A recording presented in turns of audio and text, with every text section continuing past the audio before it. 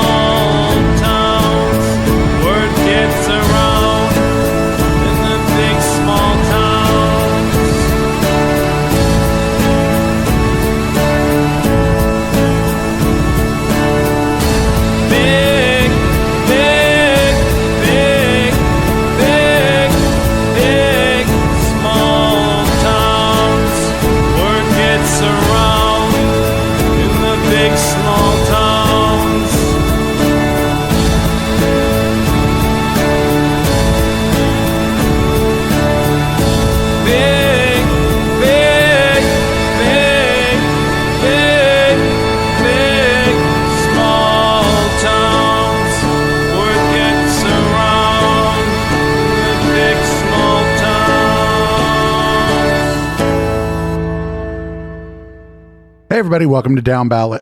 We do this show most Tuesdays at 7:30 p.m. Pacific, right here on Twitch. That's twitch.tv/Echoplex Media.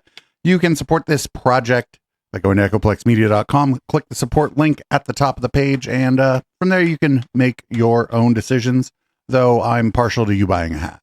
I'm producer Dave, and you can find me on Grindr. And what's up? This is the Councilman here just about every week with you as always. And you can find me up in the blue sky these days, definitely not in the X. And then occasionally you can find me like in the men's changing room at Nordstrom Rack. Because that's where I, get my groove on. All right. Well, bad taste aside, what do we have for leading off this week? We have a fabulous shark skin suit. So as folks should be well aware by now, there was a special election to fill a vacancy on the San Jose City Council in District 3, which is the downtown district, technically. And that election came to a head and to a finish line 1 week ago tonight when we were not on the air. So that's actually good for us because we could let all of the results and the fallout happen and come to you with the story about the final result. And we're going to hear about it from NBC Bay Area and talk about it on the other side. Gary, the votes are still being counted, but it does appear that the race to fill San Jose's District 3 council seat... Man, they used a picture of Homeboy when he was like 17. What are they doing there? Seriously, that's like a speech and debate photo from high school, probably.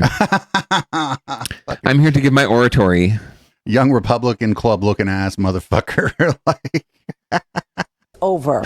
After opening up a very large lead, Planning Commissioner Anthony Tordillos has declared victory. And tonight his opponent, Gabby Chavez-Lopez, has conceded.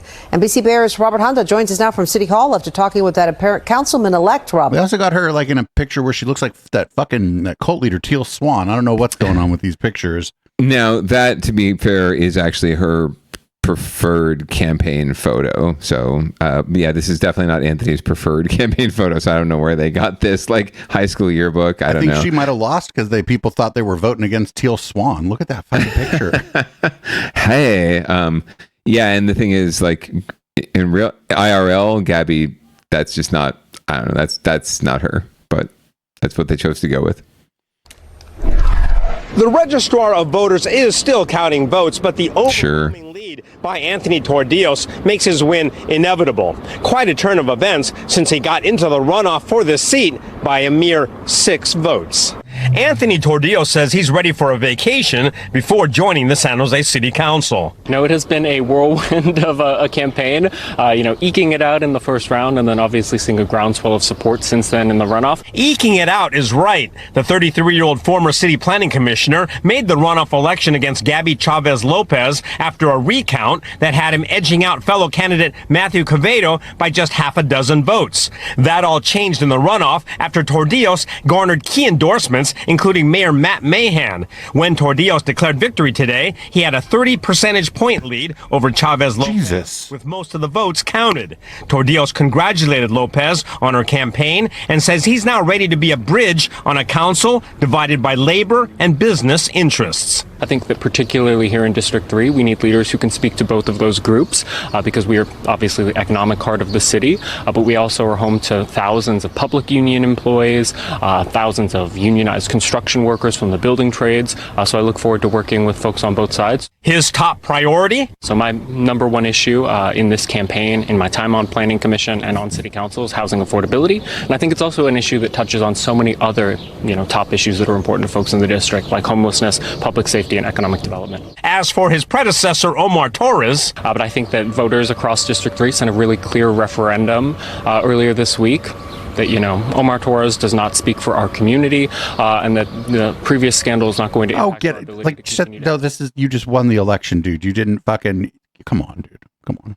Have representation on City Council and, a positive example for our community. In a concession letter I received from Chavez-Lopez, she congratulated Tordillos and thanked her supporters, but also criticized what she called outside special interests, especially a realtor group and a political action committee, for negative campaigning that she believes crossed the line. She said, San Jose deserves campaigns rooted in truth and integrity, not misinformation. Declarations and concessions notwithstanding, the Registrar of Voters is expected to certify the votes in July. Tordillos will take his seat on the council in August. In San Jose, Robert Honda, NBC Bay Area News. Did you see any of the mailers? I mean, you're not in that district, but did you see any of the mailers or any of the campaign stuff from these outside groups? Maybe, and do you know like what kind of messaging she was talking about? Sure, absolutely. And she was not shy about sharing it, and others are not shy about sharing it when they receive it, especially supporters. Yeah, it was, she's right. That said, I don't know what, if anything, in a negative light was being sent out about Anthony by, the Central Labor Council or others that were supporting Gabby.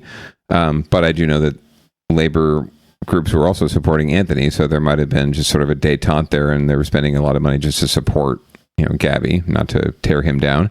But the hits on Gabby were, I mean, I guess fair in as much as they couldn't get sued for libel, but it's mostly just really specious, crap-tastic stuff that really bears no weight on this role, the election, her her ability to lead, her qualifications. It's all just any crap they can dig up and make look bad. And there was a lot of the hits were around PG&E. Backing one of the interest groups that spent money on her, to support her in the first round at least, and a little bit, I guess, in the second round. So they were making a lot of hay out of that because obviously PG&E is not is persona non grata out there right now, and calling her a corporate shill and that she's completely backed by corporate interests, even though these are independent expenditures, yada yada. And frankly, she's on paper she aligned more with the people, with the proletariat, as it were, right? So it was kind of a joke to see that she was a corporate shill because she's a single mom.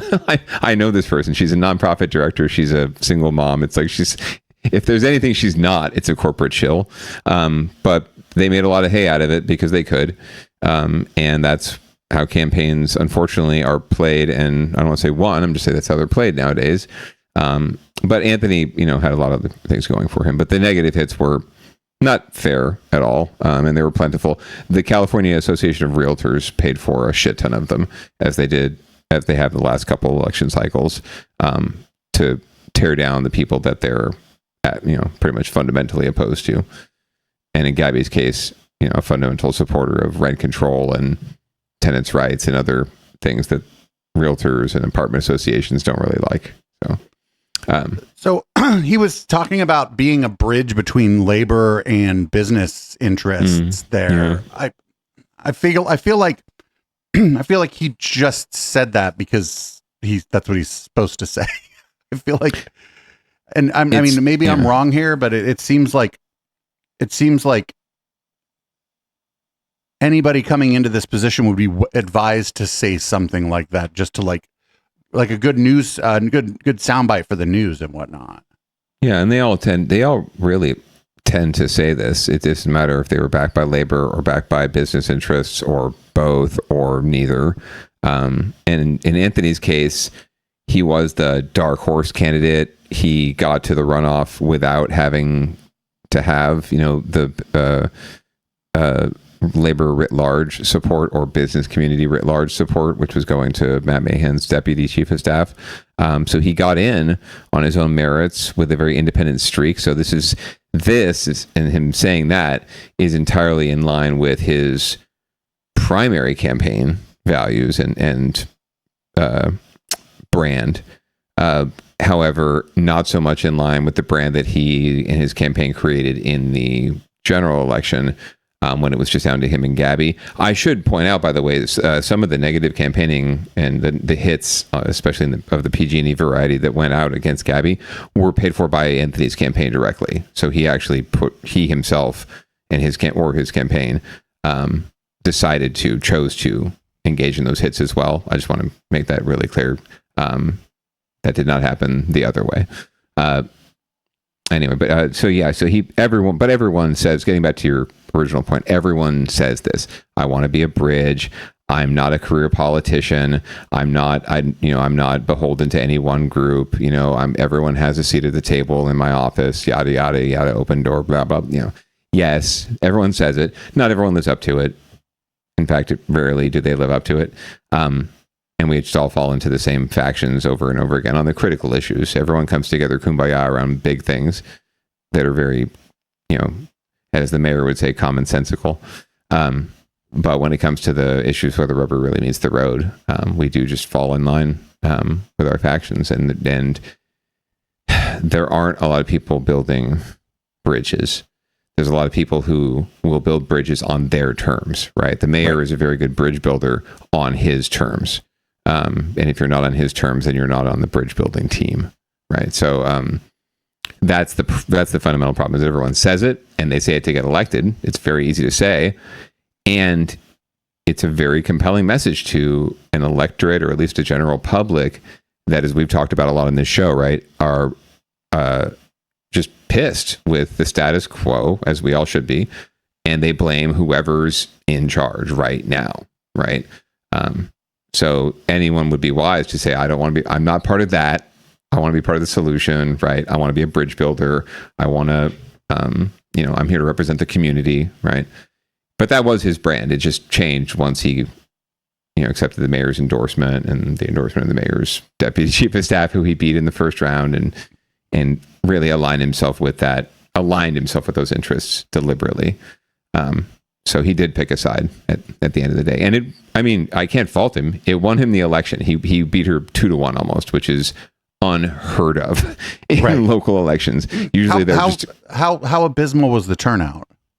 Just as bad as the first round, but probably 20% when it's all said and done of registered voters, which is special elections suck that way, because then like you don't really get turnout in general elections isn't fucking stellar either, right? But at least you generally, if you vote, even if you're an irregular voter, you know that it's November, it's an even numbered year, right? This is late June, so summer vacation time of an odd year. Summer school programs started like a week before this, so if you're on vacation, you're out, and you're not really checked into what's going on civically necessarily. But everyone, there were so many people clamoring, there's going to be massive attention on this race, and there's going to be such high turnout because everyone's really concerned about getting good representation and moving past the Omar Torres scandal, right? And starting anew. And so everyone's going to be engaged in this. And at the end of the day, who's saying 10,000 people voted, probably 10,000, I think, maybe, I forget how many it's going to be. That's crazy. Who's telling that lie about how the community is going to be really engaged in this? When they were election?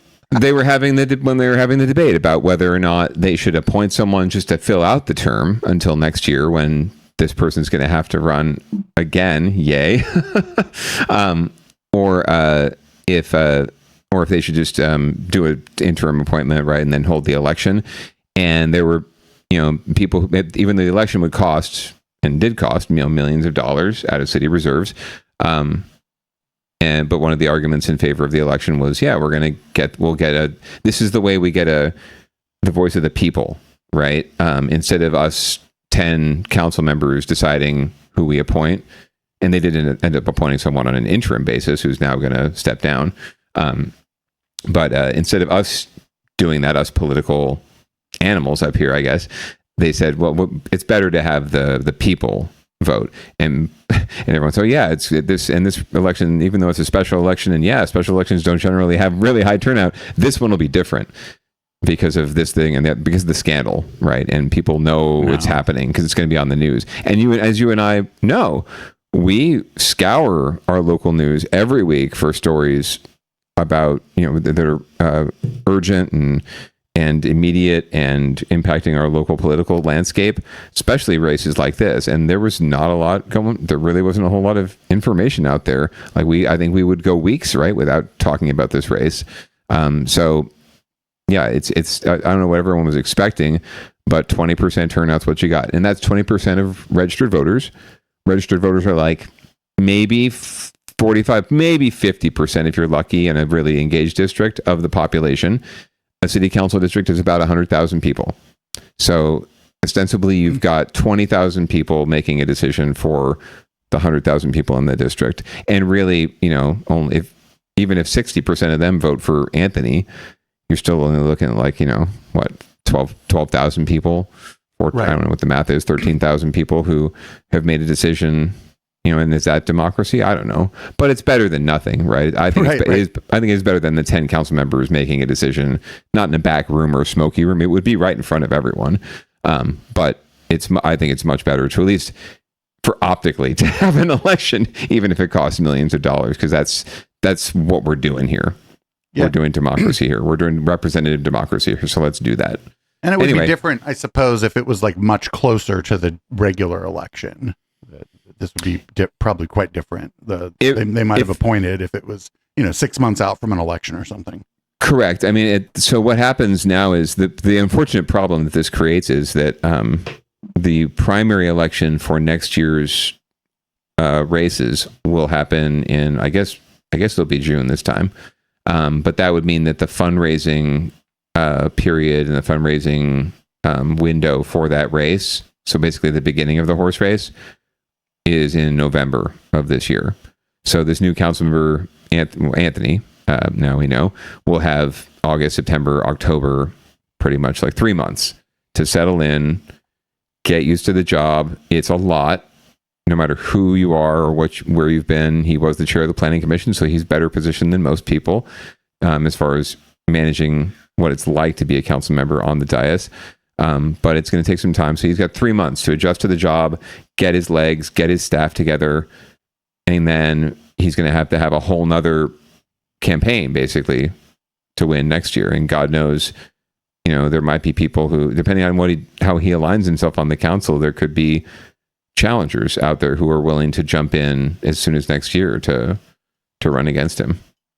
Well, I assume he won't run unopposed, right? Like yet to be seen. I mean, that special election or not, that's a pretty dominant win. It shows that he has a very wide lane. It shows that he had a very broad range of support. He pretty much consolidated all of the mayor's deputies' support and pretty much anyone else's lane. It does not.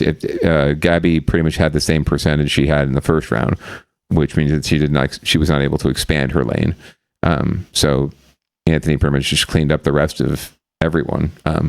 And consolidated everything, and that led to so that alone, and then we'll see how he does in the early fundraising numbers. But that either of those two things would scare off most competitors, and you don't have to file to run until March if the race is in June. So why did they call it an upset? Because almost all the media that I saw, not just like in the context of the show, but like any other media that I saw, the media was all about him, baby. In the long game, it was an upset in that they weren't paying attention to him before. It was all about Gabby and Matt Cavedo, the mayor's deputy chief of staff, because they were getting all the that guy's going to go back to churning his butter or whatever the fuck he does. Yeah, probably for the mayor. I mean, he'll churn the mayor's butter any day, probably. That's really what they're saying in the longer game, right? Which is, to the media's credit, admitting the fact that they weren't on Anthony's jock in the first round until he won or got through. So there's that. I can't believe they thought that dude who looked like his name was Jedediah was gonna like get a bunch of votes. He could have shaved that neck beard off. He was obviously like, and I know that the story isn't about him, but whoever was advising him didn't mention to him that, hey, people are going to vote for people that they think look good, and you're he's just an average looking guy, but you get rid of that fucking, because it's not like my beard or your beard is thick. That guy's beard was all stringy and kind of looked like there's just a certain way a not very thick beard looks that makes people just generally makes people kind of unattractive. Beards in general are a little dicey with campaigns. I forget, honestly, when I first came on the Plex, when I was just starting my run for council, if I still had a beard at the time, I did shave it off and used pretty much a clean face look for the brand. Oh, that's why you won. Yeah. So maybe I should have. Maybe I have it all wrong. Maybe beards are endearing somehow, as long as you keep it clean. So they're... Who knows? But you definitely don't do neck beard, and you definitely, if you have a beard, you have the mustache. If you can't grow a mustache, don't have a beard. It's not the 1800s. It's just not that world anymore. Back to this thing. It's kind of fucked up the way that we do everything in this country, because the idea that so these people are on this. The idea that this guy got in, and then he's basically gonna have to start raising money a year before. I just don't like this. In other countries, the election cycle is fucking 6 weeks. Yeah, they call them snap elections in other countries for a reason, because it's right. And it's done, right? Hey, we should have, and it's weird. It's a little strange how it works, because the majority kind of decides we're going to have an election, boom, and they have an election. Not every country, but other countries, they're on a schedule too, but nobody does this thing that we do where most of your job if you're an elected official, is either raising money or schmoozing up the people that gave you money last time, and that's like most of your job description. And that's fucking crazy. It's especially bad for like Congress members or state assembly members that work on 2-year terms, right? So they are pretty much all they're doing is always running for reelection. They're always raising money. They're always they are doing policy. They are doing their job, but they are always constantly at the same time on a separate track. And sometimes there might be some commingling there. They are raising money and fending off challengers.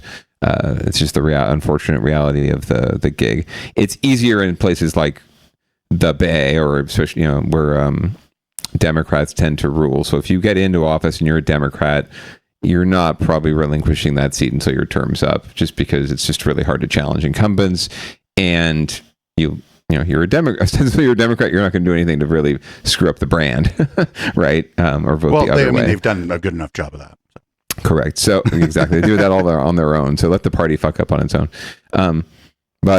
So getting back to city council and the breakdown, as it were, we'll see where Anthony comes down on a lot of things. I mean, you do a lot of things to get elected, like take the mayor's endorsement and slaughter all over him with him or some shit. They went to San Pedro Square and got ice cream, right? And he was wearing. I noticed Anthony was wearing the same shirt in that clip from like months ago that he was wearing in the current interview clip. So Anthony needs to get a new shirt too. That would be a very good idea. But we'll see what happens as far as his votes and where he comes down. Because I guarantee you, there are labor groups that endorsed him. There are progressive groups that endorsed him. The Young Democrats endorsed him, who would be very, very sad, have a very big sad face if he aligns with Mayor Mahan on his agenda writ large.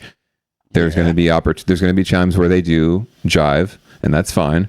But when it comes to the real key issues, he needs to walk. My humble opinion, he's going to have to walk a line if he doesn't want to have. If he wants to consolidate, be a bridge builder, and not, engender any opposition or next year, he would be wise to build bridges and do just that, and be a convener, not a divider. Cool. Well, let's move on to winners and losers, where in the story there are no winners unless you were rooting for somebody, and then they probably get the shaft, and not in the fun way.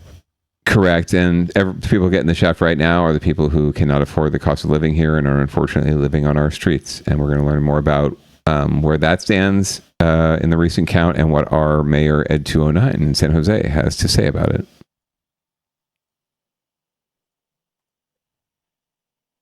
Is San Jose's plan to move people out of camps and into shelters actually working? The latest... No, because there aren't enough places to put them.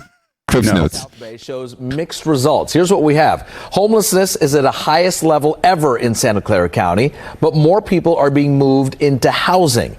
Take a look now. The numbers come in from the point-in-time homelessness count, which was released this week. The total number of people experiencing homelessness is up 8% since the last count, which was in 2023. But the numbers also show a 30% increase in people using shelters. That lines up with San Jose Mayor's Matt Mahan's push to add 1,000 new units of homeless housing in San Jose by the end of the year. Joining us now is the mayor of San Jose, Mayor Matt Mahan. Nice to have you back on the program. All right, so we're talking homelessness, which is obviously just a huge issue, and it still is. These numbers come out every couple of years here, up 8% overall from 2 years ago, but also a major increase in people in shelters by 30%. What are the positives? What are the negatives here?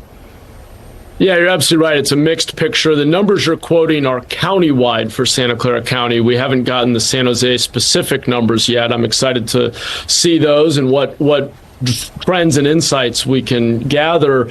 To your point, I think the biggest insight here is that when we build interim housing and basic dignified shelter, we can move people off the streets. The 30% increase in the number of people who are sheltered is a proof point that building more shelter works. It creates an alternative to encampment. Well, does it though? Because if it worked, the number of people would have gone down. This point in time stuff, it's really hard. I understand. Like I understand it's like hard to get a head count because these are people who have made, especially due to the policy of the San Jose government, that they have vested interest in not being seen or counted.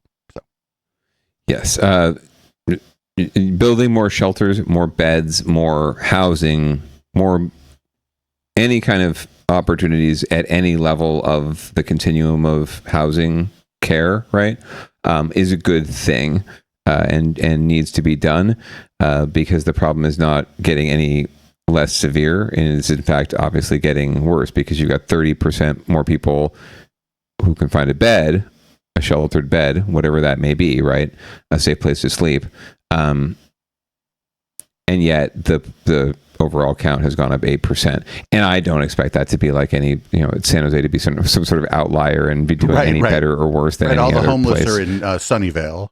Yeah, right.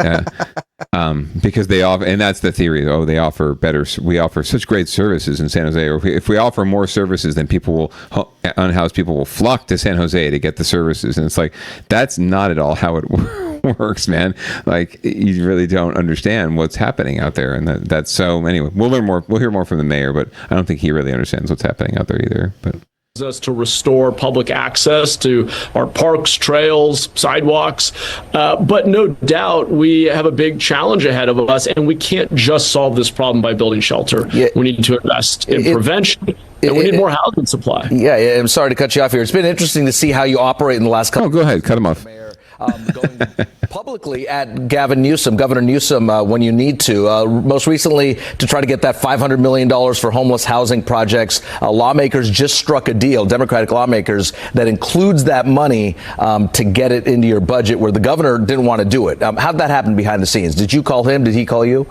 Look, for me, it's not personal, and it's not about specific people. These are systemic policy questions. But I am willing, and I think the voters deserve, our residents deserve to know the trade-offs that we're making. When it comes to homelessness funding, the state can't say cities go end homelessness and then pull back on the only major source of flexible state funding for ending homelessness. So I'm glad to see this compromise. It's not everything we wanted, but it's a lot better than where we were a week ago, and we will use those dollars to deliver impact. We will measure our programs. We will report through dashboards on how many people we bring indoors and how many graduate to permanent housing, and we will hold ourselves accountable and continue to make San Jose a model for what accountability on homelessness should look like statewide. You're in San Francisco tonight to speak at Manny's Cafe.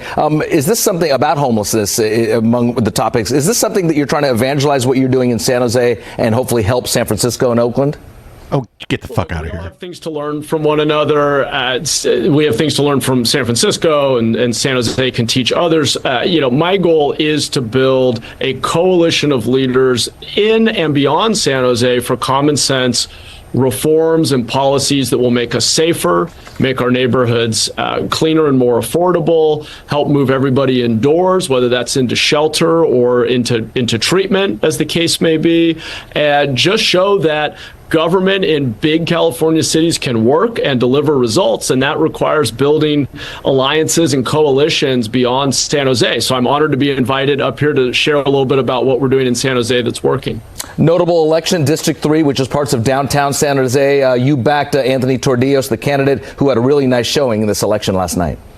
Really strong early results. I believe 2/3 or more of the vote is in, and he's up 30 points. So really incredible outcome. And look, I think it just shows that people want problem solvers. He's data driven. He's an engineer by training. He didn't talk about partisanship or ideology. It was all about, we need to hire more police officers, speed up permitting, build interim housing, get people off the streets faster. I'm thrilled to have somebody else on council who shares that mindset around being accountable, being data-driven, and finding solutions that work. Mayor Mahan, thanks for your time. Have a good evening.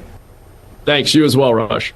So we were watching last night because I couldn't do the Sunday show on Sunday just because I was busy all weekend. After we watched an interview with Peter Thiel, and this dude talks a little bit like Peter Thiel. A little? Shit. I mean, could be a spitting image right there. I mean, they're probably best buddies. They're probably on a text thread, I would guess. Yeah. Beware of Romulans bearing gifts. That's all I'll say. What I really love, though, is the visual from that conference of Mayor Ed 209, Mayor Ed 210, and Barbara Lee. Right? Not only is she in that just shocking yellow pantsuit, right? Just like standing out, Love right? it. Right. But it's like, here's a, strong black woman and two Tech like bros. geek tech bros, right? With really tight like boxer briefs, apparently.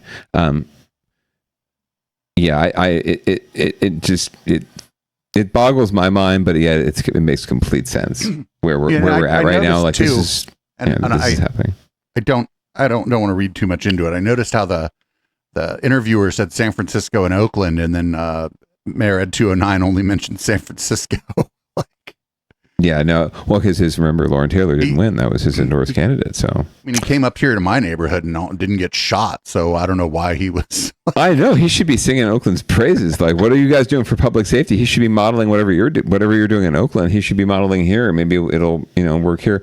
Yeah. So, anyway, I'm not surprised to hear him spinning any of these numbers the way he wants to spin. The thing about numbers and data is that you almost always can spin it however you want to spin it.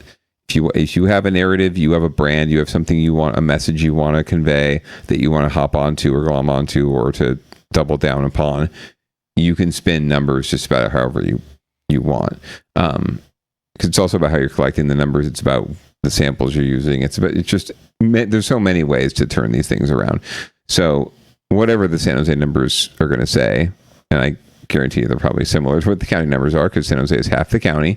The mayor's going to try and spin it some way to say that, let's see, what we're doing is good. Even though he and anyone else who was complaining about this, or not even thinking about this issue really 10 years ago, was not interested in shelters or safe camping sites or safe RV sites or any of this, right? Converting hotels to... It was basically ignore it and hope it goes away for a very long time. 100%. Now it's on the, it's visible, it's everywhere, right? It can't be avoided. Voters and donors and community members are talking about it, and your job, your as a public figure depends upon it, right? Or cleaning it up, right? Or not cleaning it up, but quote unquote, cleaning it up from their perspective, from those voters' perspectives, solving the problem, quote unquote. Well, I just remember like some of the news coverage, like it was way back when they cleared out the jungle over off at De La Cruz, over by kind of Brokaw. The news covered it like, oh, that's fucking homelessness is over now. We cleared out the jungle, and it was like, whoa, is that? It's all good. That's all good. That's not. You just displaced people. That's all. Correct. And wouldn't you know it? Most of the spots that have been populated by our unhoused neighbors and friends are continuously so, right? Except for the couple weeks in between when they do get swept away and then have nowhere else to go and come back to places that are logical. Frankly, at this point, we should,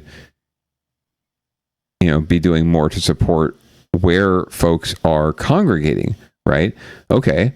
If we have thousands, literally, of people, congregating around Columbus Park in the airport flight path, where no one's going to want to live unless they have to, right? Like basically a couple 100 feet below incoming planes. Then let's figure out a way to make that space habitable, safe, clean for them. Fuck the people. Frankly, fuck the people who want to go hiking on the Guadalupe Trail. Okay, or fuck the people flying in on the airplanes who they don't want. They don't want. Yeah, they don't want to see it. I thought I was going to Silicon Valley. Right, but if you had a nice clean setup, right, where everyone's got their spaces, right, and trust me, these folks know, everyone in America knows how to self-police and self-govern. Everyone, it's in our blood, right?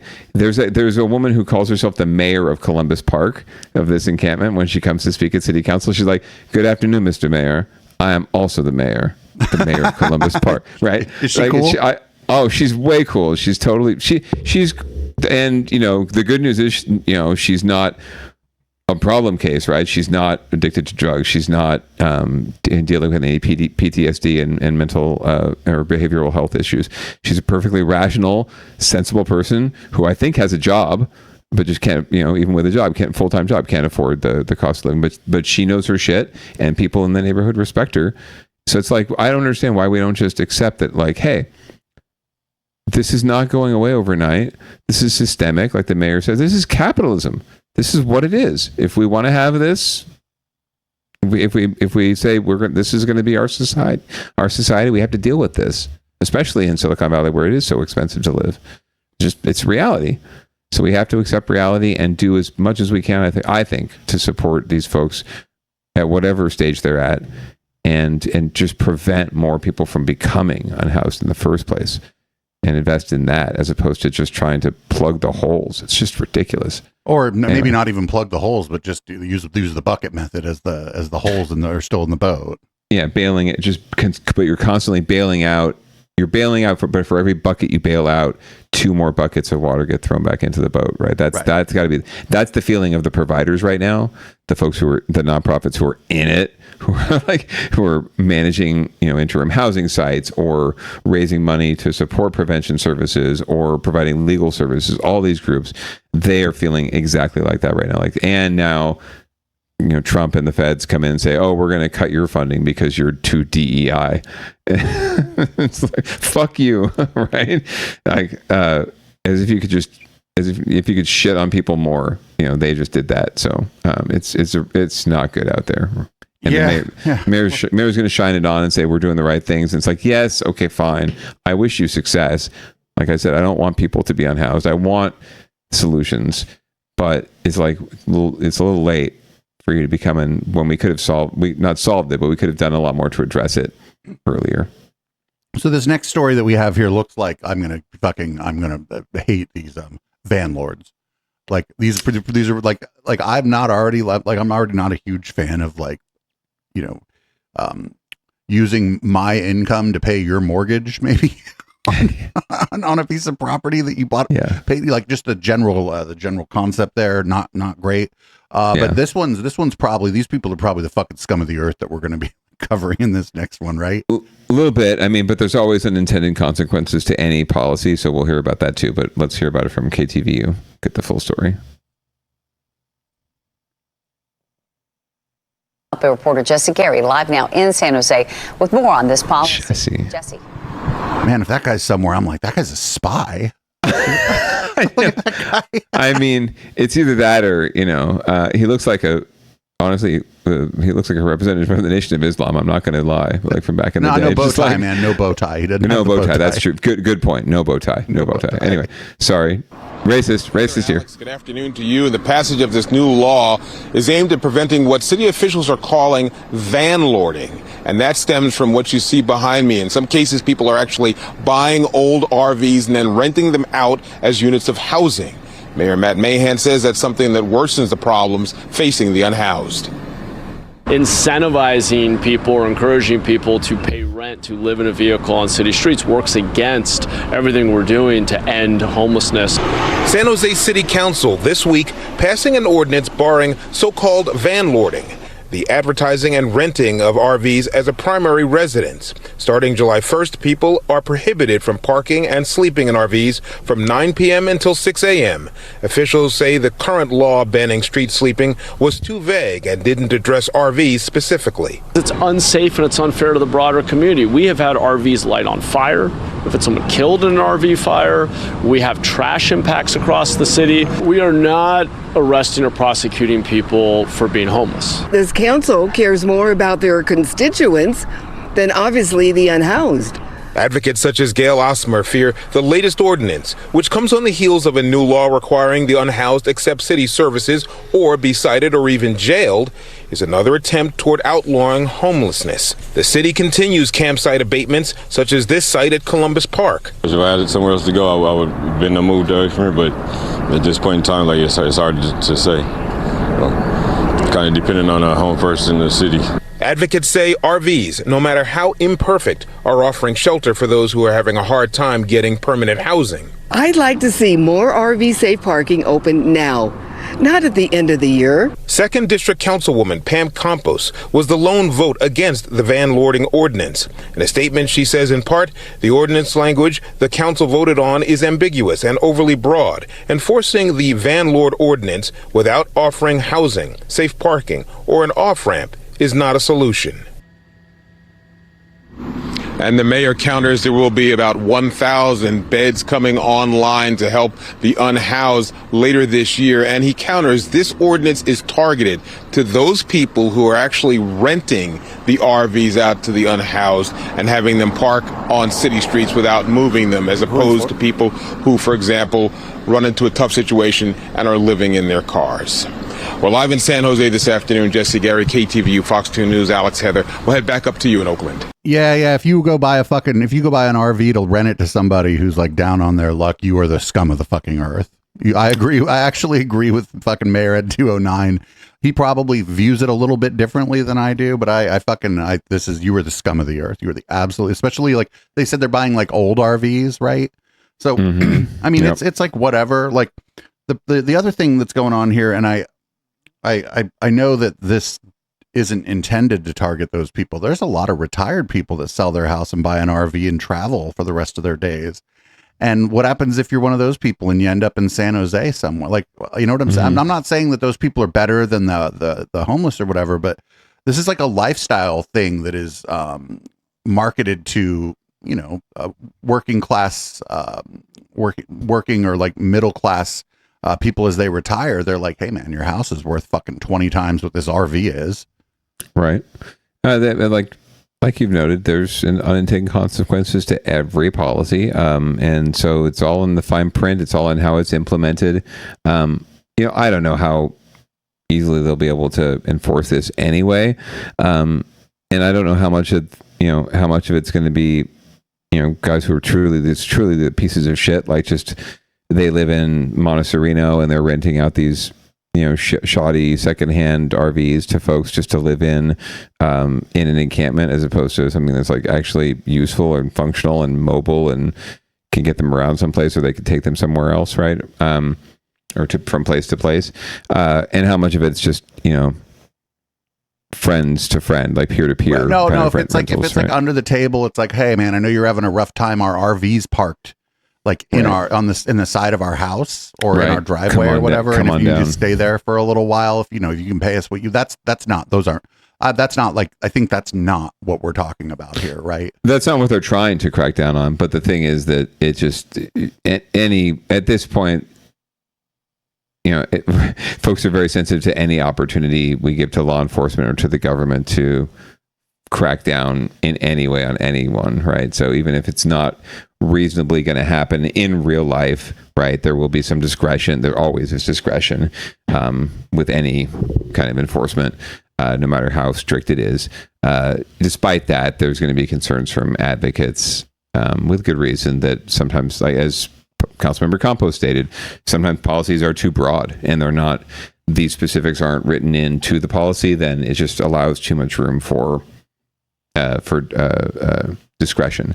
And that's what they're arguing more than anything else. It's not that this is not a good idea, and it's not that these people aren't shitty who are actually doing this. Right. It's the language of this bill needs to be, or the language of this piece of legislation or whatever needed to be a little tighter, is what a lot of people said. There you go. Tighten it up a bit. So, but that happens a lot. And it's not uncommon for, policies are written broadly because you also have to pass muster with, you have to get the consensus with the elected officials who are all representing their own constituencies, right? So, and their own values. So, yeah, policies a lot of times are necessarily broad because they have to get consensus support. So I see both sides of it. I don't like to align with the mayor all the time, but yeah, it's a sensible policy, and I agree with Councilmember Campos that we do need to be very wary of writing anything too broadly. All right, we're going to move on up to San Francisco, where, if you could imagine, many advocacy groups disagree with the billionaire mayor. Wow, shocking. Especially the nonprofit community and community-based organizations who are getting the shaft in the budget, apparently. So we're going to hear more about their concerns from NBC Bay Area.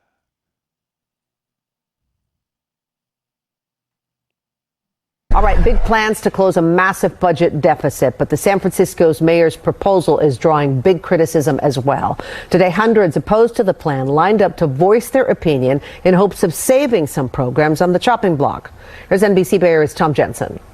People are still lined up to talk at this budget hearing at City Hall today, 6 hours after it started at 10 this morning. Hundreds of people in the hearing room, even more outside, very vocal in the rotunda. Most of the people speaking out are part of a group called the People's Budget Coalition. They are not asking for charity. We're asking for our fair share. More than 150 local service groups banding together to oppose deep cuts proposed by the mayor, all of them hoping to get the attention of supervisors. We live in one of the wealthiest cities in the world, and people are going hungry here, San Francisco, California. That is a disgrace. The challenge, the city's budget is more than $800 million short this year and an estimated $1 billion next year. Mayor Lurie has proposed a plan to fix it, and that plan protects funding levels for key services like police and fire, but makes significant cuts to some housing services, workforce development, public works, and legal aid. We are doing everything in our power to focus on core services, prioritize our economic recovery, which means clean streets, safe streets. But opponents say the cuts make the streets less safe because they make the city's most vulnerable even more vulnerable. Housing that is truly... But they don't mean that street. They don't mean like fucking 3rd Street, dude. Public safety. Yes, sir. You know, yes, sir. Health nurses in public housing developments is public safety. Sir. People having food to eat, access to health care, that is public safety. Some speakers suggested halting raises for higher paid staffers and management and not filling vacant positions. Comments that got some traction with the Budget Committee chair.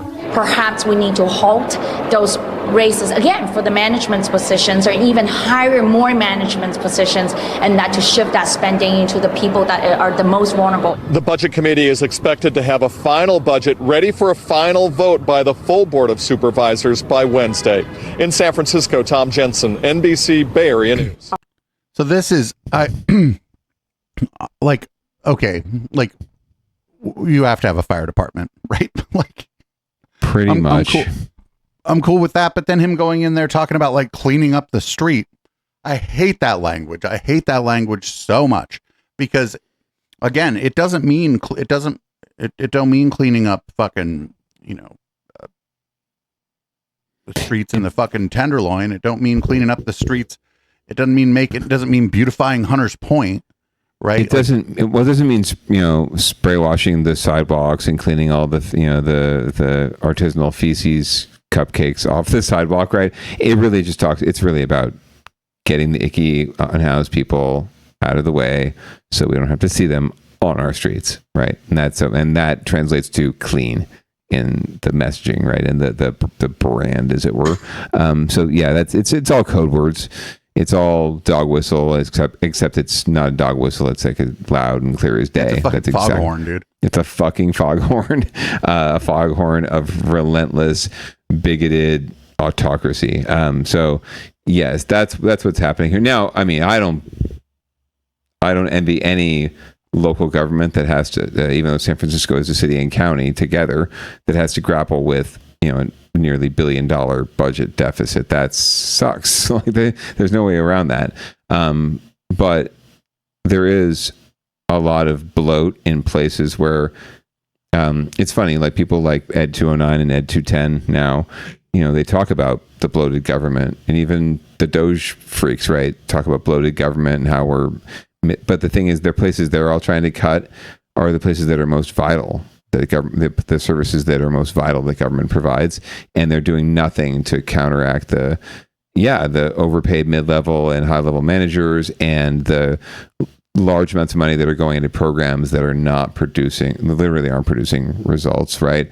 We're not interested in examining those things. We're just interested in cutting back on all the things that, you know, the people on Nextdoor hate, or the people in the right-wing chat rooms hate. They're just, I feel like there's a lot of broken windows sort of shit coming back on this. They call it public safety now, right? They're beautifying our streets. Yeah, that's very true. But it's the same. It's just because broken windows, like, it has like such a bad connotation now because of what it was. They're just rebranding that shit, calling it something else. But they're all trying to do that, and not for nothing. I think Oakland's going the other way. From what I can tell, from what I haven't been here that long and haven't gotten that into like the local politics, but it looks like, and it seems like a good idea that, because the city of Oakland has limited resources, they're actually doing, at least the messaging from the city is that they're going to, like for the police, for example, they're going to prioritize like high-end crime, organized crime, violent crime. Yeah, yeah, and not worry so much about what these people are calling quality of life issues, right? Because you don't have a quality of life if you're dead.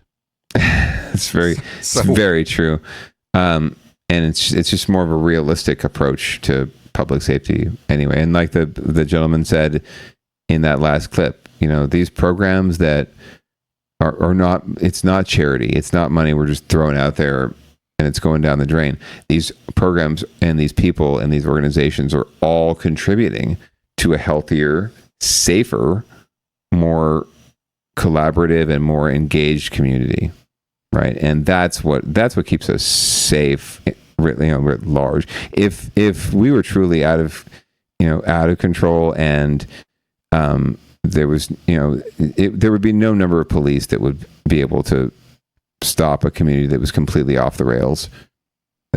You can do so much more to improve things by investing in that community itself and in those people, rather than putting a few more uniforms out on the street. Yeah, I think that's how you balance the budget.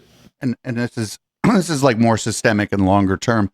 I think since the late 80s, early 90s, the Bay Area has kind of been high on its own supply in a lot of ways off of that tech money. And I think that unfortunately, not only, like whatever, like it was good. Like San Francisco was booming for a while, right? But the problem is once all that shit, it's the Bay Area's boom and bust. It always has been, especially San Francisco. It just always has been. That's why the South of Market is the way that it is with so many nightclubs now, is because that used to all be industry and they turned it into entertainment. But it's interesting that particularly San Francisco kind of got high on its own supply of all that tech money, and then instead of like sort of the voting populace or whatever, like sort of realizing that those people they caused like the boom and bust. No, they made one of them mayor. Right, like sure. It's like, oh, you fucked the whole thing up. Here, run the city. Right. It's all about messaging, baby. Branding and timing. Sometimes it's just about timing, and he's far enough removed from it, right? And Ed209 was just far enough removed from it. He wasn't coming straight from Pinterest or whatever he sold his company to into city life. He was a council member for 2 whole years, right?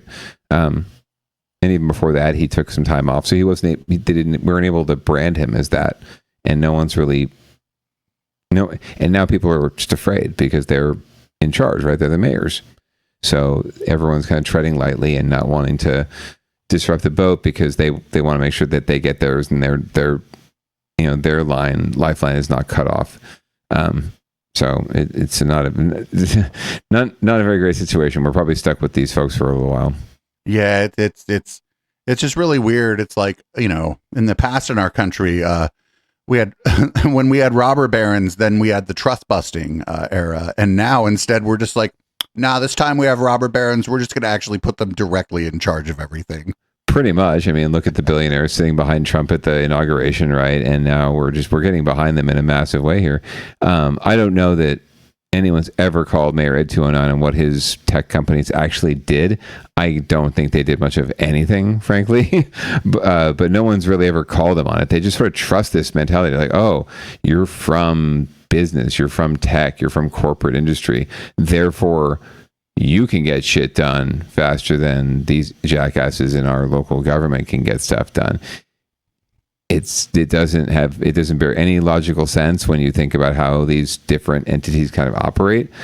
But no one's also ever challenged this fucker on like what has he actually accomplished to be able to say, well, we need to run government more like a business. Like I ran my business. It's like, well, what did you actually do, bro? What the fuck did your business do? What did you produce? You know, though, the other thing is when he says that, nobody ever says, well, you can't just sell the city off to somebody when you get bored with it. Right. What's your exit strategy, right? For the fucking, for mayor, right? Like there is, it's either you get voted out or you resign, right? Or you run for something else. So I think his exit strategy is I'll just keep running for something else. Oh, he's running for president. Pretty much. Like he's running. I think 70% chance he runs for president in 2028. I think okay, maybe not 70%, but I'll put a few odds on that. I was thinking governor next year. I thought that would be more something he was angling for and just jumping for it. But we'll see. I think the Democratic primary is going to be AOC versus Matt Mahan. Wouldn't that be amazing? I'd pay money for that. I'd love to see her throw down on him in a debate. Yeah, we'll see. But I'm probably wrong. They're probably both too young. It's probably just going to be some old person. We're mostly wrong on this show. That's really why everyone listens and watches. Right.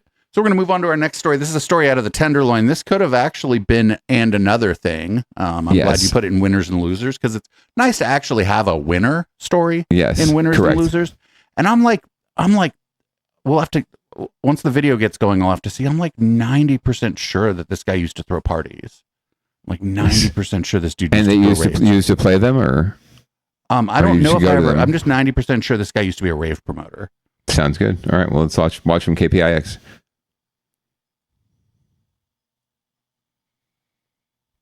We're in the midst of I Love Tenderloin Week. It is a week full of community-focused events with the aim of highlighting the neighborhood's culture, resilience, and community partnerships. And it's no secret, though, the Tenderloin does have its challenges, but organizers say the neighborhood is often misunderstood.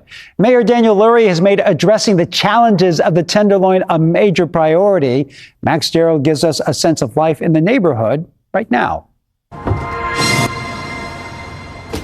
When it was time for Justin Marks to open his skate shop low-key, he says the Tenderloin was a natural fit. Because I wanted the skate shop to revolve around the Tenderloin's art scene. And over the past 5.5 years, he's immersed himself in it, a neighborhood that has seen some of its toughest times. The hard times don't compare to the heightened good times I have here in the Tenderloin. As images of homelessness and open-air drug use became synonymous with the Tenderloin in recent years, Mark says what was lost was the light shining upon the good in the neighborhood, which did and does still exist. That's a huge reason why I have my business here, is to shed light on the positive activities and throw fuel on that fire rather than this negative dialogue about the Tenderloin. In terms of the visible issues, he says over the last year, the streets are literally cleaner. He thinks 311 is more responsive now. Within a handful of hours, they're there cleaning it, and that's been really helpful for my business. That's a big step forward and long overdue, says Chris, who's lived in the Tenderloin for a long time. Tenderloin's been cleaned up. 2023 and 2022, that's bad. It's a visible change that's easy to track. Systemically, however, we need more help. We need more assistance of the homeless people out here. Just get a housing, get a shelter.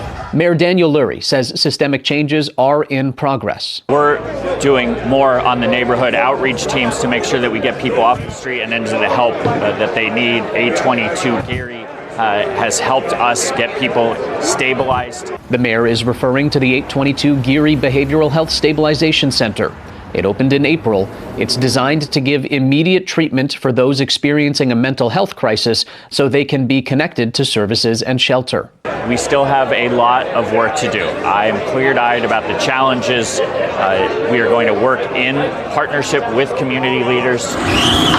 Marks thinks solutions for the unhoused must go beyond providing shelter. We can't just give them housing and then walk away, and I think that's what's happened time after time. However, he doesn't expect systemic changes to happen overnight. It's going to take some years to see the success of these projects. But what he has seen is intrigue by first-time visitors or by those coming back to the neighborhood for the first time in years. It's interesting, when people come to the Tenderloin Art Walk, they're pleasantly surprised.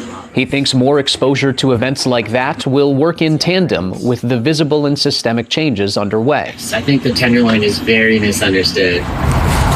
They say beauty is in the eye of the beholder, and Marks is on a mission to share the beauty he sees in the Tenderloin with those around it, one day at a time.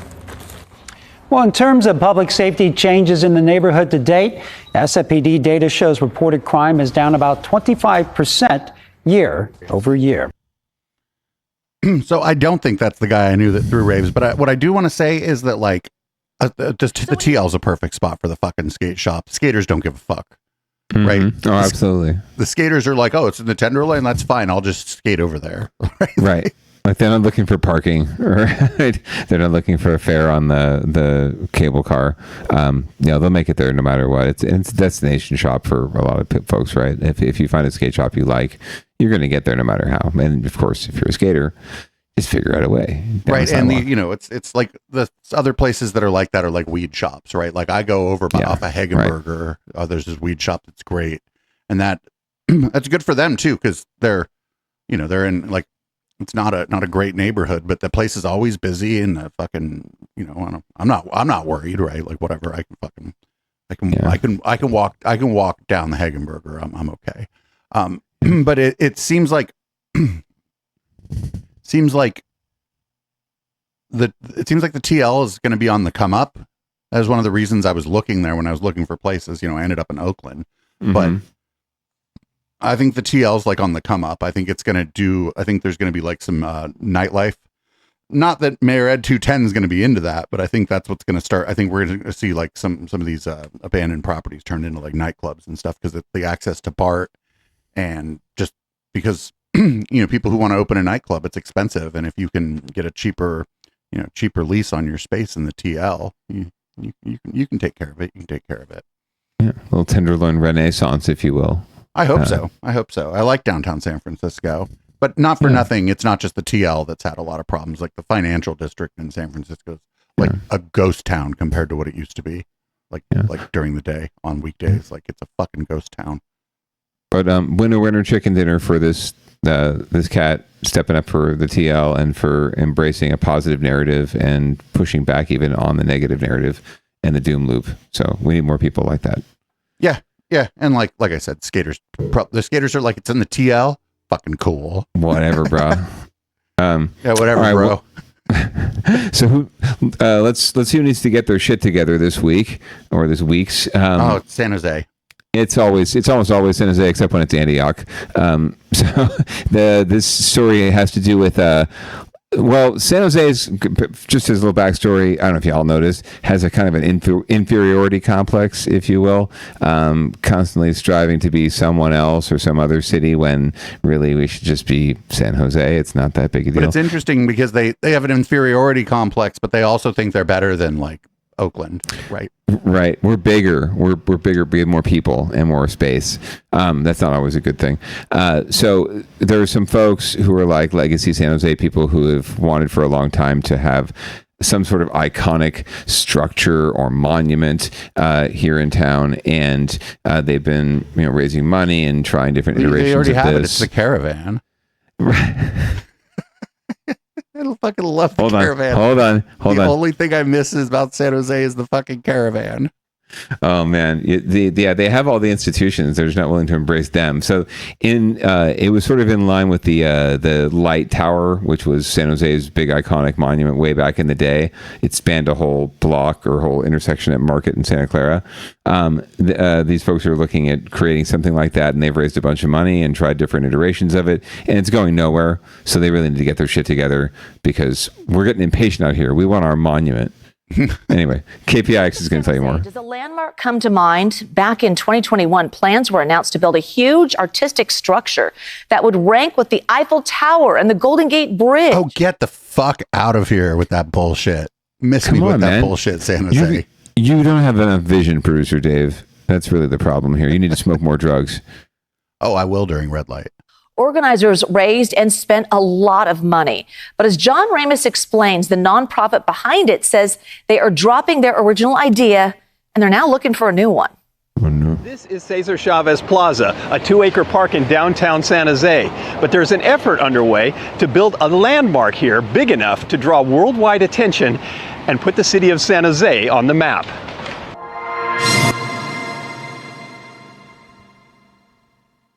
A nonprofit. It's like a hazard for skydivers. Urban confluence of Silicon Valley is not afraid to dream big for San Jose. If you travel around the world, you'll see that great cities. This right here has the vibe of a QAnon fucking propaganda video. Right. Come to my TED Talk. Structures in them. Great cities do great things. They do big things. This was their big thing. It was called Breeze of Innovation, a 200-foot tower of swaying lighted rods. It was planned to go here at the Arena Green, a park next to the SAP Center. They raised more than $3 million in donations, and eventually the location was changed to Cesar Chavez Plaza. But now, 4 years later, the money's gone. Uh-oh, somebody stole it. The landmark that Urban Confluence said it desperately needs. Debbie DeGutis runs the annual Christmas in the Park event at the plaza. When you heard that this was going to be the new location for the then proposal, Breeze of Innovation, what was your first reaction? I took a deep breath, and I was very thankful that change takes a long time. Very diplomatic, Debbie. We were concerned about logistics, of course, and what it would really look like. But we also knew that the final product might look different than what was proposed. Breeze of Innovation was designed as an homage to San Jose's last iconic structure. In 1881, when the electric light bulb was new, San Jose erected an illuminated 237-foot tower. That's cool as fuck. Build that again. Right. But a windstorm destroyed it in 1915, and the idea of the new structure was to capture that wonder again. And beyond being a visual landmark, Breeze of Innovation of course he likes it. honor the legacy of Cesar Chavez in the park that bears his name. Of course, that was the legacy of Caesar. Get the fuck out of here. This is right. Get the fuck out of here. How did the colored 200-foot rods, like, how does that, I don't see how that carries on the tradition of Cesar. Y'all are going to like exploit the labor that builds this. Shut the fuck up. Completely. Oh, they already have for generations. So anyway. Original intent. So Urban Confluence is shifting gears, dropping Breeze of Innovation for an as yet undecided landmark that will celebrate Cesar Chavez instead. In his announcement, Executive Director Steve Borkenhagen said, quote, "Our journey has encountered frustrations and challenges, but we still believe San Jose deserves a world-class landmark." End quote. But you don't like, okay, the world, like nobody built the Golden Gate Bridge thinking it was going to be a world-class landmark in the way that it was. They were trying to build a bridge over the bay. Correct. And it became iconic because of San Francisco and because like because it was painted red. It became iconic. They didn't be like, this is going to be an iconic bridge. I don't think. They didn't set out to build a landmark, right? They set out to build a functional thing, right? Like, the Eiffel Tower was in many ways erected as a landmark, right? But it was from a different time and different era, and actually had different it has functional purposes too. But most of these structures that they're talking about, like the Louvre, right? Like these are places that were not designed just to be a monument, right? Like they have a functional purpose and they have a reason to be.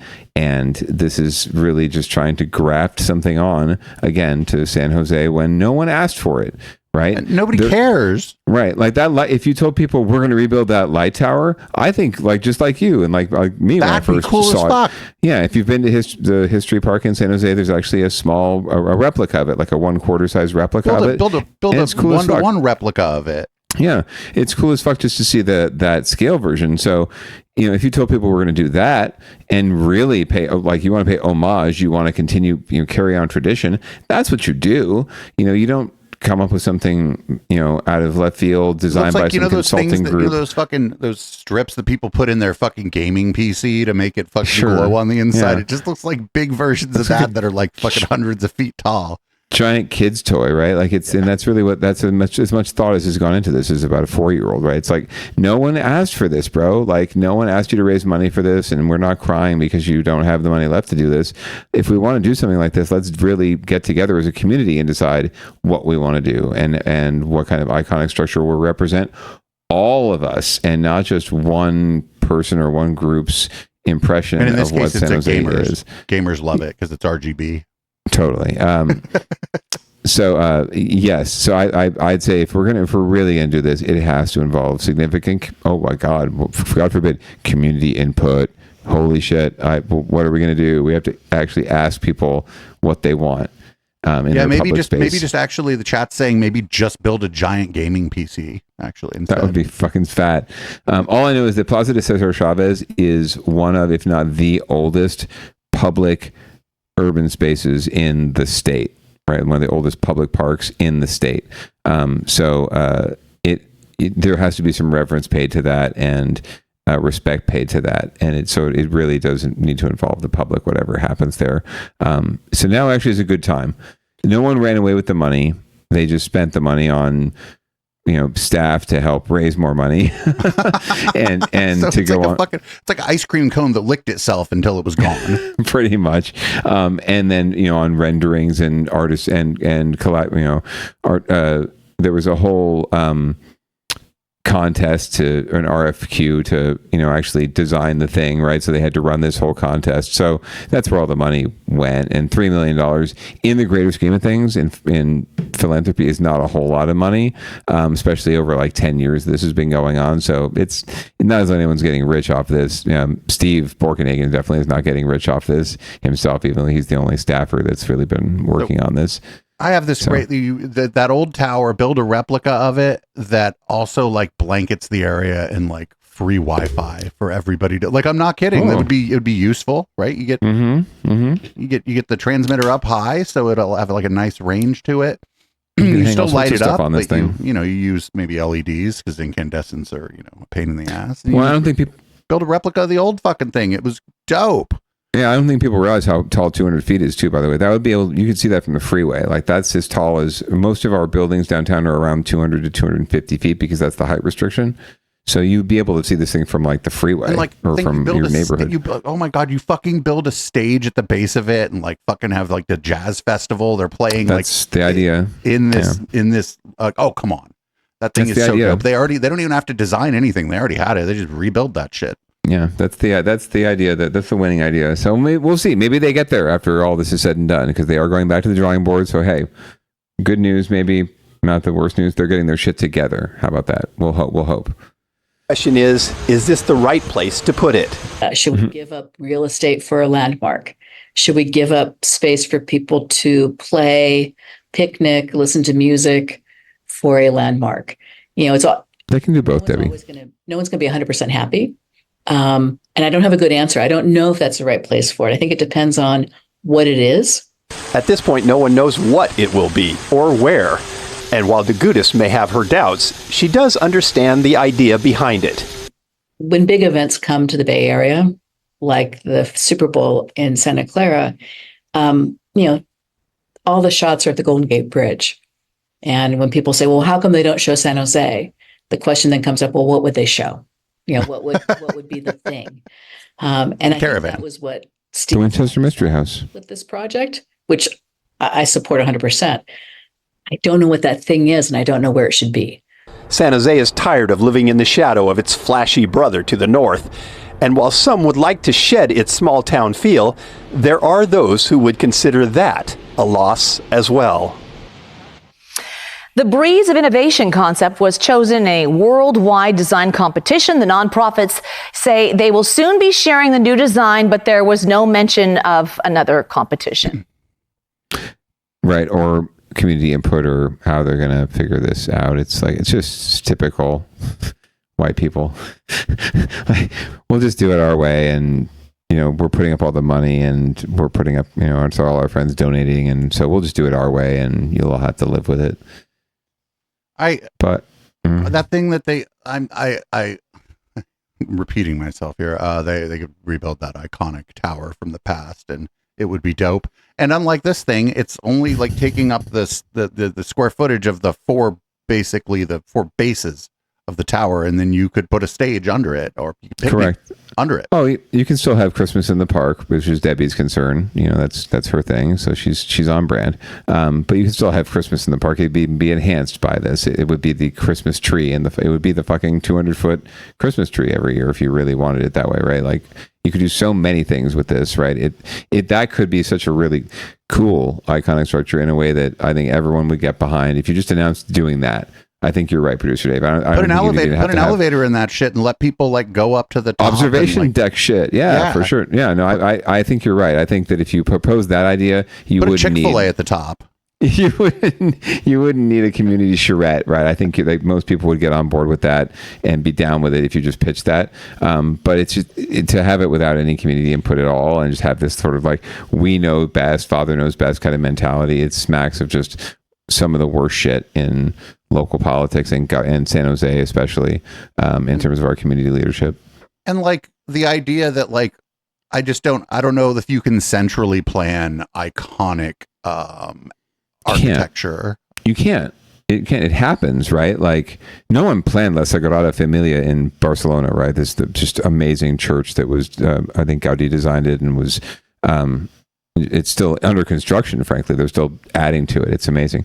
But you could never have planned that, right? As it was planned as a church, as a place of worship, but not to be this iconic structure for anyone and everyone to just, ogle at over time. Even the pyramids, frankly, weren't designed as landmarks. They were designed to celebrate history and recognize history, right? But, and they served a purpose in terms of, in that way, right? A religious way. So they weren't designed as some sort of landmark that everyone would flock to 2,000 years later, right? Even the Golden Gate Bridge, like you said, even in a more current context, right? Or the Hoover Dam. These are all things that, frankly, even more so had a very practical purpose, right? These things are, they still provide a value. It's not like the Golden Gate Bridge is just there and pretty to look at and we've built a new bridge. No, this is still the bridge 100 years later. It's how you get north of San Francisco. Right. This is still the bridge, right? So we've rebuilt the East Bay portion of the Bay Bridge, right? But the West Bay portion still remains. Same. It's just as old as the Golden Gate Bridge, right? Why is that not more iconic? I don't know. The color, maybe. That might be it. You don't know. You don't know. Yeah. But these are all practical things. And, Yeah. But they tried, everyone was all up in arms like, oh, the new East Bay span isn't as iconic or whatever. It's not as, whatever. It needs to be a landmark. And they slapped it on like the Warriors jersey and tried to make it hip and cool. But really, it's just practical. It serves a purpose. It's pretty to look at, but it's not like anything. It's not going to distract you from the fact that it serves a purpose. And that's where some of the greatest structures on this world have come from. It's just having a practical purpose. And then chat's now saying how we need to put RGBs on the pyramids. Projection, like art projections, or we'll see. Anyway, we've got a few more stories to get through. Yeah, as has been the case lately, we're getting a little behind on time, but that's fine. It's every 2 weeks, but I even tried to cut down on the number of stories. We just didn't talk. You and me, we always talk until the fucking. We just talk time. More. Yeah, it's all good. It's all good. Anyway, well, we can get through this one pretty quick. So, as we've discussed before, the sheriff in San Mateo County, speaking of down ballot issues, has been under fire of late and was the subject of a scathing report that said she'd done some bads, nothing criminal, but just running her shop, not so professional fashion. The board of supervisors wanted to oust her. They can't do that without the will of the people because she's an elected official. So they asked the people to let them do it. They're letting them do it. So they're doing that on a separate track. And now she gets to face another enemy in the civil grand jury that's calling her out for some of this stuff as well, too. So here's the story from NBC Bay Area.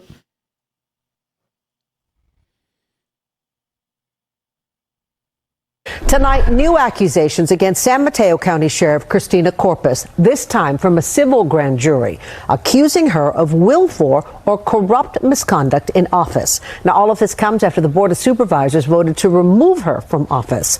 NBC Bears' Marianne Favreau joins us from Redwood City with a look at the accusations. And Marianne, what comes next?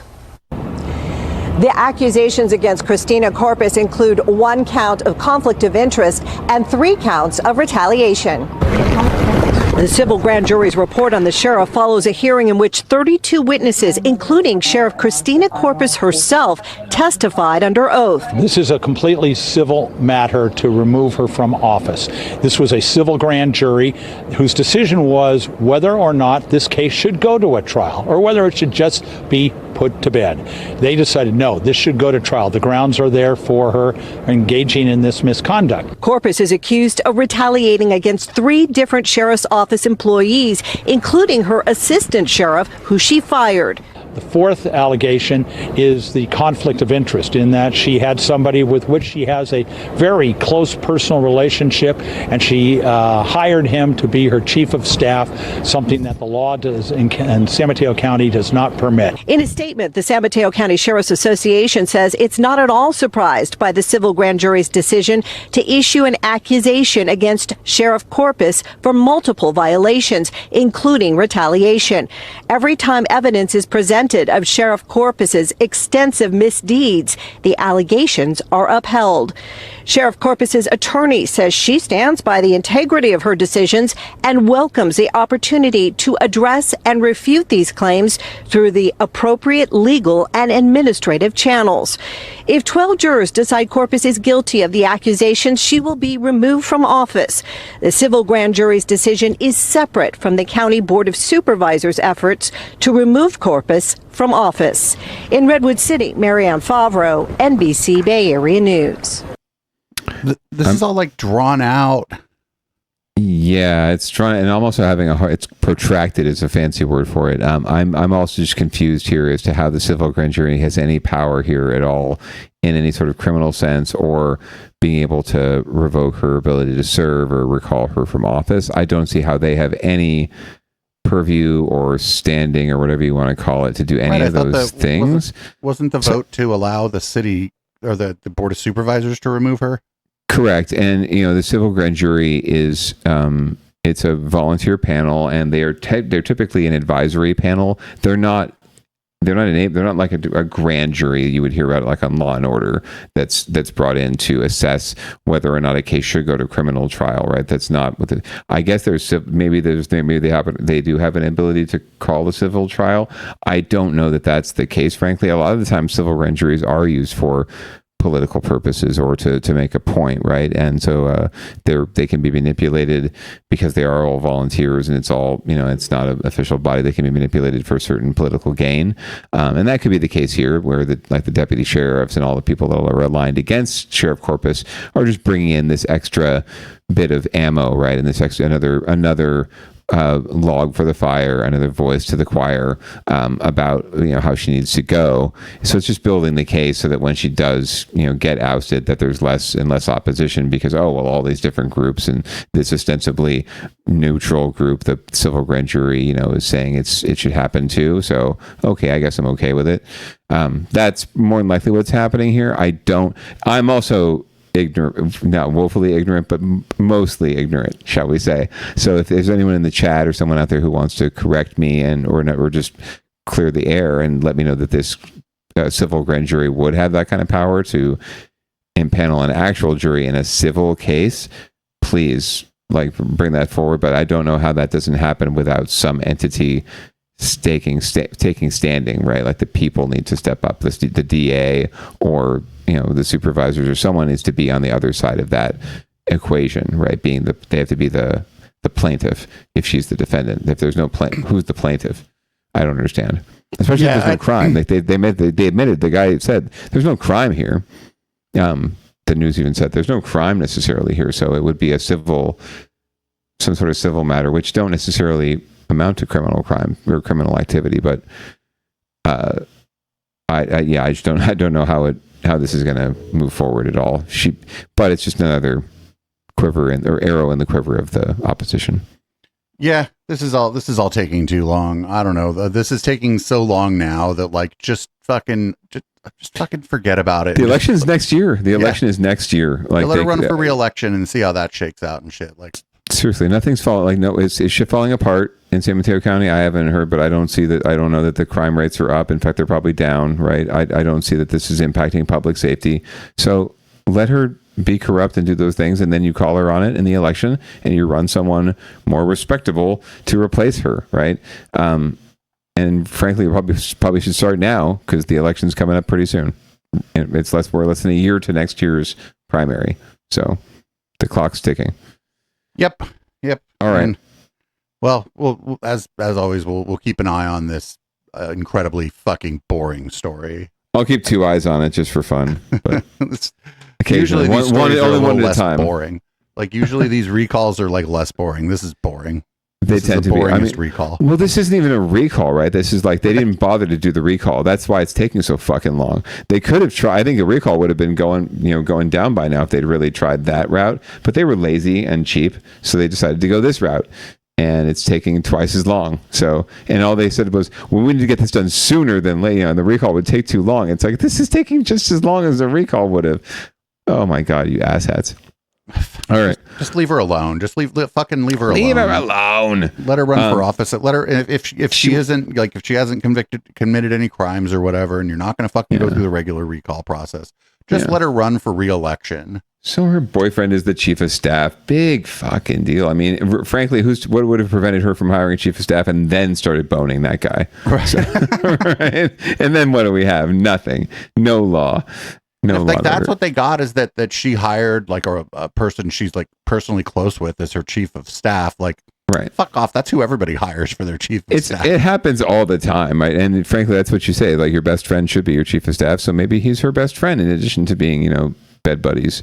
Anyway, we're gonna hop over to Oakland, across the bay for some more jackassery. This is so fucking stupid. I hate this. I hate this story. That's why it's near the end. So since we're so pissed off, we won't want to spend too much time on it. But I fucking hate this story so much. In the never-ending saga of Oakland airport's need to like assert its authority somehow or become more relevant, we're going to find out about the latest name change they are enduring.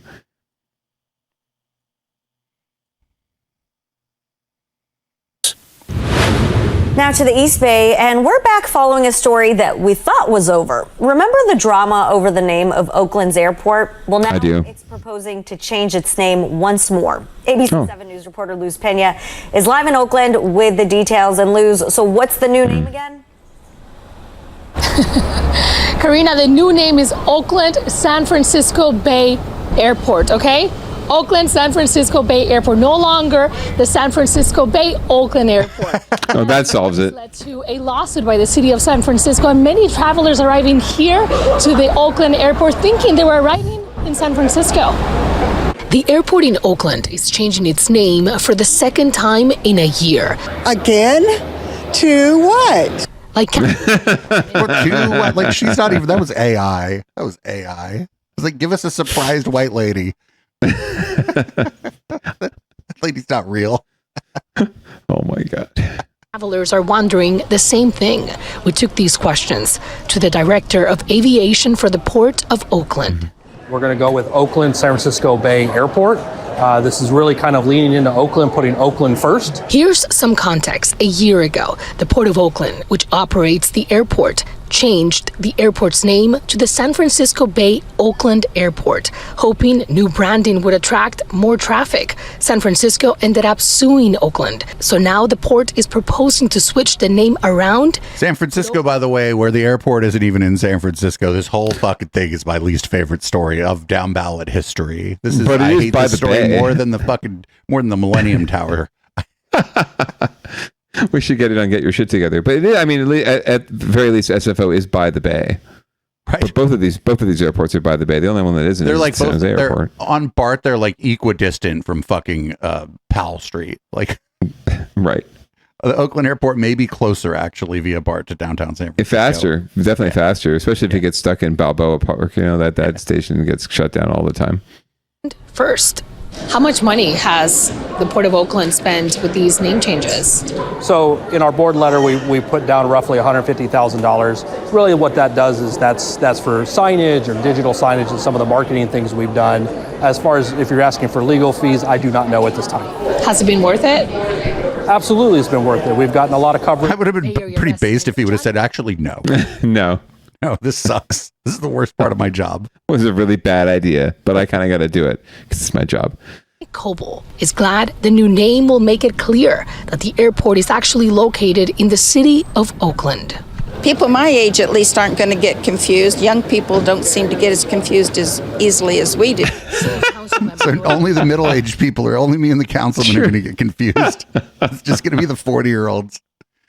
Gen X is just going to be confused as fuck by all of this. Wait, I mean, fuck, you're the ones telling us to check a fucking map, lady. Like, what the fuck? You can't be bothered to check a map when you're spending hundreds of dollars on a flight to know where you're fucking landing. Like, give me a break. You're a Thomas guide. Change will lead to more flights. We're losing some flights from Southwest, so we need to do everything possible. How do we make the opportunity for Southwest a lot better so they can stay in Oakland? I don't know, make it cheaper to gate fees? In a statement, the San Francisco City Attorney's Office responded, "We are just learning about this development." it's like, this is the best story ever. What are you talking about? They're like, we will cut you. San Francisco International Airport's trademark is protected. Oakland. That's right. It's protected, baby. This change sends a clear message. We're hoping that this is what it takes to take us out of litigation and still put Oakland on the map. It's not even your call, council member. But this is not a done deal yet. The Port of Oakland Board of Directors still need to vote on July. Exactly. And by the way, those 3 letters that many people know Oakland by, this airport is going to remain the same, OAK. Live here in Oakland, Luz Peña, ABC 7 News. I also don't understand why these two airports can't just why can't they work together? Because literally neither of them are in fucking San Francisco anyway. I know that the Port of San Francisco controls the airport that's in fucking South City or Daly City or wherever the shit that place is. They're like basically equidistant from fucking downtown San Francisco, like via cab or via BART. Like, why don't they just be like, hey, actually, there's 2 airports that are pretty much both equal distance from downtown San Francisco. That'd be nice. I mean, they could coordinate with the San Jose airport too and give it a nice little triumvirate. Fuck the San Jose airport. That's not close to San Francisco. Well, a lot of folks fly into SFO and Oakland, frankly, that are destined for here, or their destination is in the South Bay.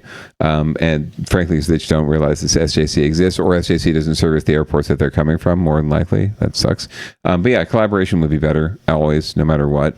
But that's business. And when you treat airports like businesses and not like public services, which is, they're kind of a quasi thing, then this is what you get, unfortunately. And speaking of the San Jose airport, though, Norm Mineta could have solved this.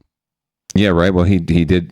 His name is on the airport, so he might have been able to figure it out if God rest in peace, if he was still here, Norm. Yeah, well, we yet to be seen. We'll see if San Francisco and Oakland learn how to play nice, but I doubt it. Here's this and another thing. This is fireworks versus a fucking lawnmower.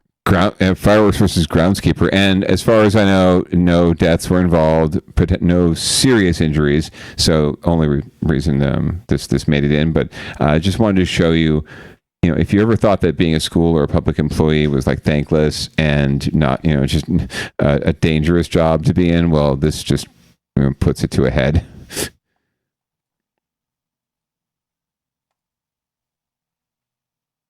A shocking and dangerous moment for one groundskeeper at a school in Petaluma. Oh, watch this. Now, earlier this week, he accidentally ran over an illegal firework with a lawnmower at Casa Grande High School. Was that somebody on the news team that was like, ooh? Yeah, ooh, yeah, they sort of mimicked your ooh. I think they heard you.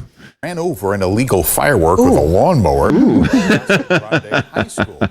Hot mic. Explosion. Fired. Fortunately, the groundskeeper was not seriously injured. Could have been worse, though, considering it was, after all, a gas-powered mower.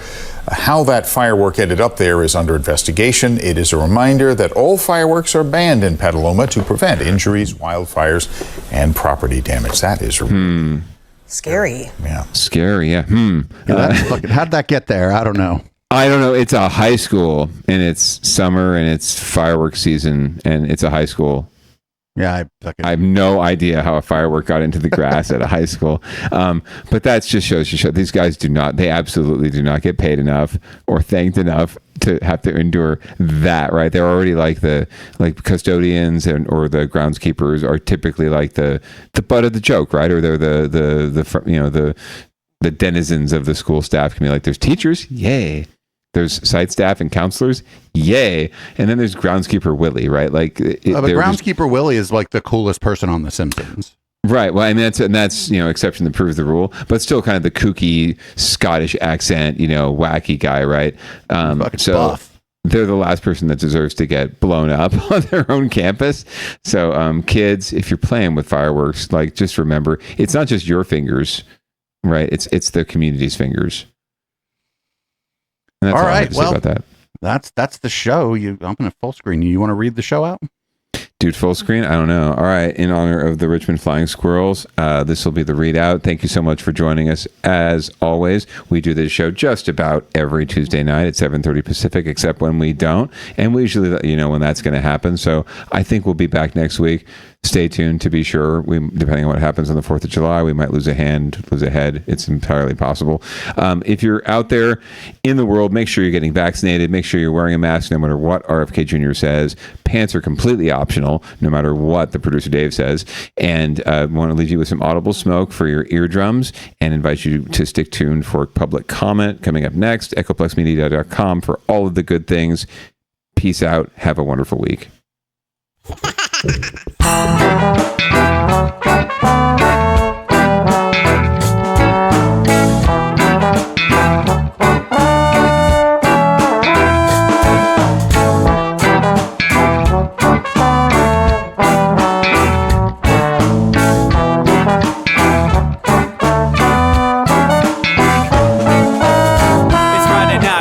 Time to get the party started. Pick up my phone just to check and see who's calling. Dress up real nice for the ladies at the bar, and I'm driving in my car just to get to where they are.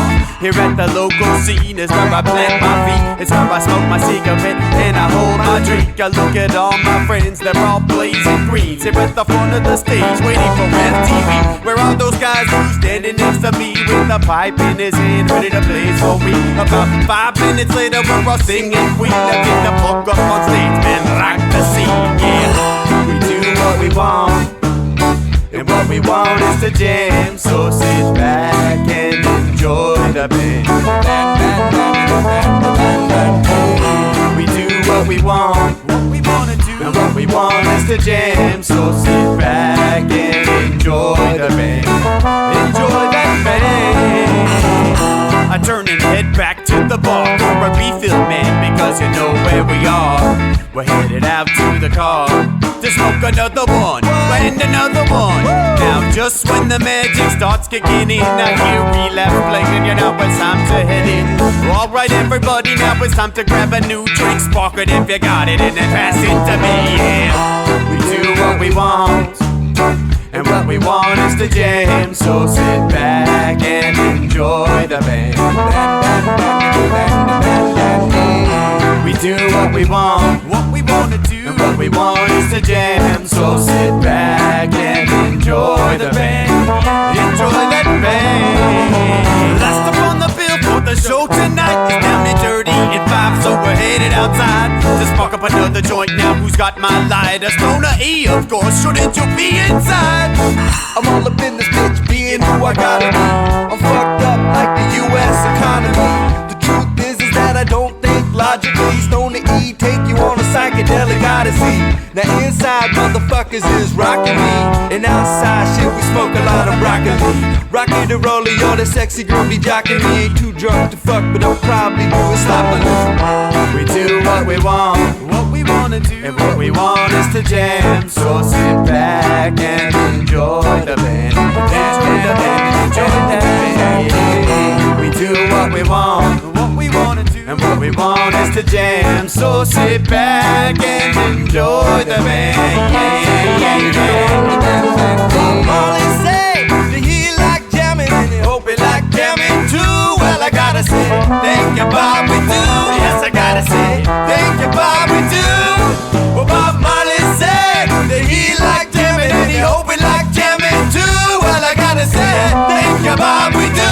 Yes, I gotta say, thank you, Bob, we do. Yeah, we do what we want, and what we want is to jam. So sit back and enjoy the band. We do what we want, and what we wanna do, what we want is to jam. So sit back and enjoy the band. Enjoy that band. We do what we wanna do, what we want is to jam. So sit back and enjoy the band. Enjoy that band. We do what we want, and what we want is to jam. So sit back and enjoy.